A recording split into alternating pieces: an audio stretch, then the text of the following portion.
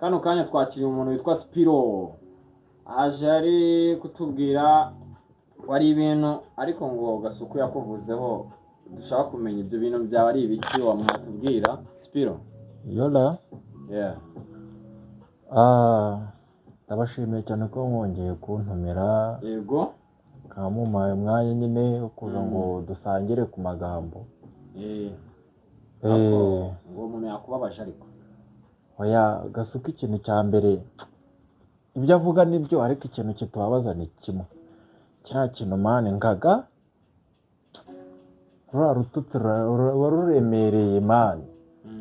Yego nyine amafuta abaho ari kurwanira igihugu n'ubwo natwe nyine tuba tugomba gukumira umwanzi tukamukubita akagenda ariko rututse bro runtu ni rubi runtu ruvuga afite ababyeyi cyangwa ntabo hanjye bijya binyobera ibyo avuga nibyo pe ahubwo twe turi kureba yamuhaye akanyina ibaze walayi runtu ku mubyeyi mane. ariko ujya ubivuga nk'uko ajya abivuga nawe oya ntabwo nabivuga mani hano ni ahantu ho kubaha hano ni ahantu ho kubaha mani sibyo kuko hari ahantu ni inzira ya mbere abavuze umuntu acamo aza ku isi niyo mpamvu rero utagomba kuvuga runtu nta mutokinga muhega sopo urukumva ahindura umuvuno amwiyame nyine n'abanyarwanda bafatikanya hamwe bareba uwo mureze bamubwire bro sinshaka gutukana ariko uriya mureze watutse u Rwanda ni ikigoryi ni ikigoryi Badaramango rwose ari mu kuringa ibyo avuga nawe muri kumwe. oya Badrama afite ibyo yabonye natwe dufite ibyo turi kubona cyangwa se twanabonye n'abacu babonye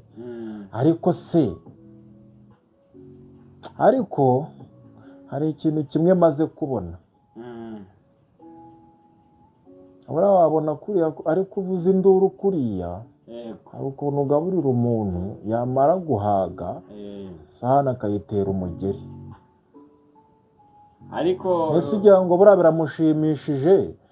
kuba ateye umugongo igihugu cyamubyaye akajya kuvuga kuriya igihugu cyarakubyaye kikakugaba kikagukuza wamara kugwa ivutu ugatuka umuyobozi w'icyo gihugu kumva ruvuga ngo ngarabishwe ngarabagezwe gutya na gutya gupfa ntawe utazapfa sibyo ibyo niba biharire yari sosiyete zibishinzwe hari ikigo gishinzwe kurebera igihugu kureba ibiri mu gihugu ni